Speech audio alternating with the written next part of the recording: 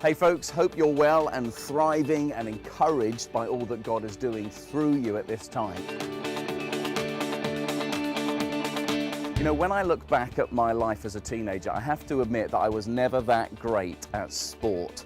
I didn't have great speed or agility. I generally wasn't picked for the team, and my PE teacher said that I had the turning speed, the maneuverability of a large ferry.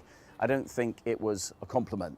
But I could run, not the 100 meters or 200 meters, but the long distance stuff, the 1500 meters. In the New Testament, the Bible often uses the metaphor about how the Christian life is a race. In Acts chapter 24, Paul says, "I consider my life worth nothing to me if only I may finish the race and complete the task that the Lord has given me." Again then, in 1 Corinthians 9:24, Paul says, "Do you not know that in a race all the runners run, but only one gets the prize? Run in such a way as to get the prize." And then again, Galatians 5:7, "You are running a good race. Who cut in on you and kept you from obeying the truth?" And then whoever wrote Hebrews, and some people think it was Paul, some people think it was someone else, someone in Hebrews once wrote, Hebrews 12 verse 1, "Let us run with perseverance the race marked out for us." Life is a race. But what kind of race? It's not a 100-meter dash, it's not a 200-meter dash, it's a marathon race.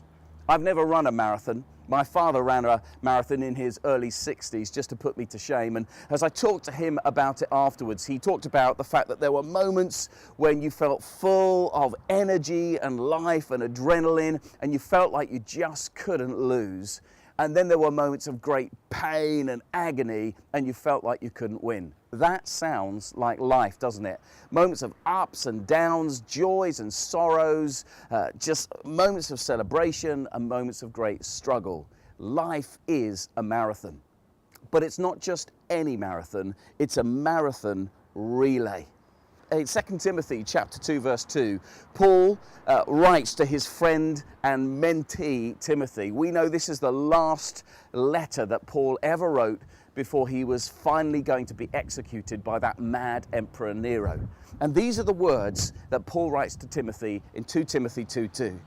"You've heard me teach these things that have been confirmed by many reliable witnesses. Now teach these truths to other trustworthy people who'll be able to pass them on to others." Paul is saying, Timothy, I've passed the baton of faith on to you.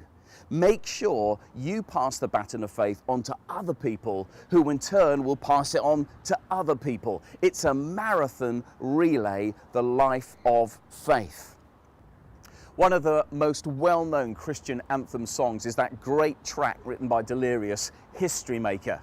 I've been to so many youth events over the years and seen hundreds of young people punch the air crying out at the top of their voice, "I want to be a history maker in this land." The thing is, they all will be.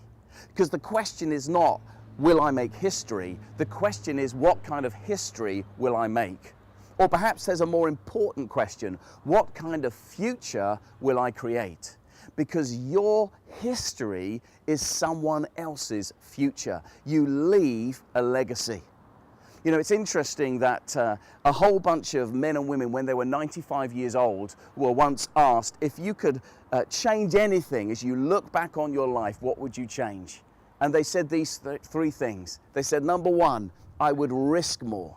Number two, I would reflect more. And number three, I wish I'd invested in a lot more things that would live on after I passed away.